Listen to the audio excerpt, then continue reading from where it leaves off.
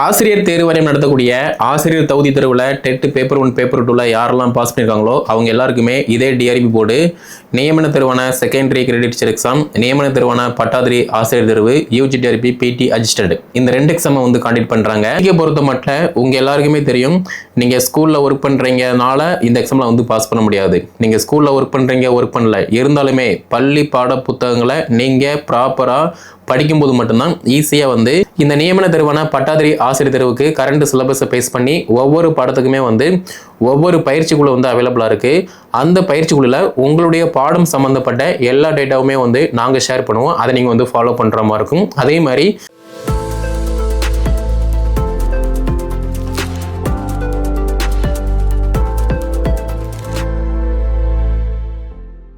ஆசிரியர் தேர்வு வாரியம் நடத்தக்கூடிய ஆசிரியர் தகுதி தேர்வில் டெட் பேப்பர் 1 பேப்பர் 2ல யாரெல்லாம் பாஸ் பண்ணியிருக்காங்களோ அவங்க எல்லாருக்குமே இதே டிஆர்பி போர்டு நியமன தேர்வான செகண்டரி கிரெடிட் டீச்சர் எக்ஸாம், நியமன தேர்வான பட்டாதிரி ஆசிரியர் தேர்வு, யூஜி டிஆர்பி பிடி அசிஸ்டன்ட், இந்த 2 எக்ஸாமை வந்து காண்டக்ட் பண்றாங்க.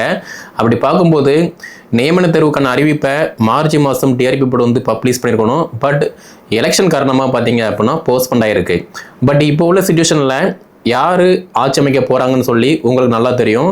கூடிய விரைவில் ஆட்சி அமைய போது எப்போது வேண்டுமானாலும் இந்த நியமன தேர்வுக்கான அறிவிப்பை வந்து டிஆர்பி போர்டு வந்து பப்ளிஷ் பண்ணுவாங்க.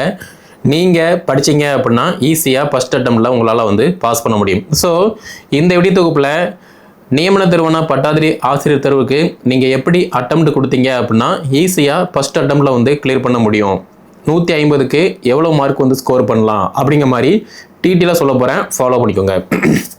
ஃபஸ்ட்டு நீங்கள் பண்ண வேண்டியது என்ன அப்படின்னா சிலபஸ் பார்க்கணும்.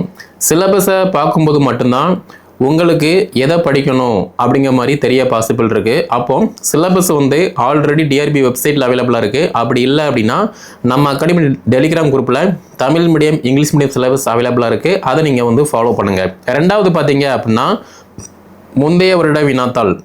முந்தைய வருட வினாத்தாளை பொறுத்த மட்டும் நீங்கள் ப்ரீவியஸ் இயர் கொஸ்டின் பார்க்கிங்க அப்படின்னா உங்களுடைய பாடம் சார்ந்த வினாக்கள் 150 வினாக்கள் ஒரு தலைப்பில் இருந்து எப்படி கேட்டிருக்காங்க அப்படின்னு தெரிய பாசிபிள் இருக்குது. அப்படி பார்க்கும்போது முந்தைய வருட வினாத்தாள் வந்து மஸ்ட் இம்பார்ட்டன்ஸ். இதுவுமே வந்து டிஆர்பி வெப்சைட்டில் அவைலபிளாக இருக்குது. அப்படி இல்லை அப்படின்னா நம்ம அகாடமி டெலிகிராம் குரூப்பில் அவைலபிளாக இருக்குது. அதை நீங்கள் வந்து ஃபாலோ பண்ணுங்கள். 9 பாடத்துக்குமே பார்த்தீங்க அப்படின்னா அந்த syllabus plus previous year question வந்து அவைலபிளாக இருக்குது. 180 வினாக்களுக்கான முந்தைய வருட வினாத்தாள் வந்து அவைலபிளாக இருக்குது. அதை நீங்கள் வந்து பாருங்கள். சிலபஸ் பார்த்தாச்சு, ப்ரீவியஸ் இயர் கொஸ்டின் பார்த்தாச்சு.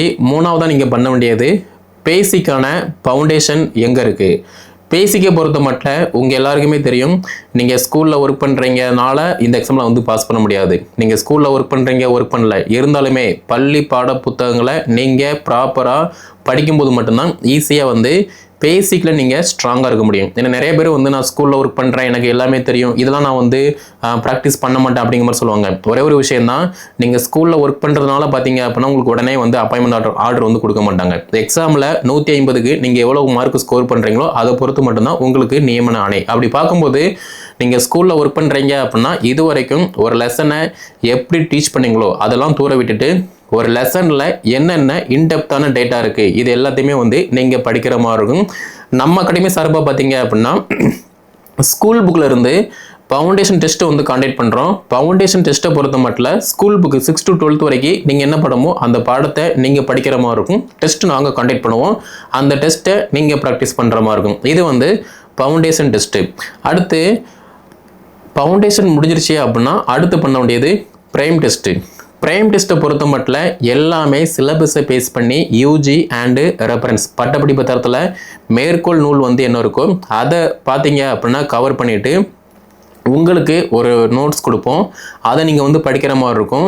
நீங்கள் படித்த தலைப்பில் இருந்து ஒரு 50 வினாக்கள், 100 வினாக்கள், 150 வினாக்கள் வந்து டெஸ்ட்டு கண்டக்ட் பண்ணுவோம். அந்த டெஸ்ட்டை நீங்கள் ப்ராக்டிஸ் பண்ணுற மாதிரி இருக்கும். இது வந்து பார்த்தீங்கன்னா மஸ்ட் இம்பார்ட்டன்ஸ். ஏன்னா நிறைய பேர் வந்து இந்த புக்கு வந்து மார்க்கெட்டில் கிடைக்கி ஸ்பெசிஃபிக்காக இந்த ரெஃபரன்ஸ் புக்கு தான் படிப்பேன் அப்படிங்கிற மாதிரிலாம் சொல்லுவீங்க. போட்டித் தேர்வு பொறுத்த மட்டும் எந்த போர்டுமே வந்து பார்த்தீங்கன்னா இந்த புக்கு மட்டும் படிங்க, நாங்கள் இதில் தான் வினாக்கள் கேட்கும் அப்படிங்கிற மாதிரிலாம் சொல்லலை. அப்படி இருக்கும்போது சிலபஸை கையில் இருக்குது.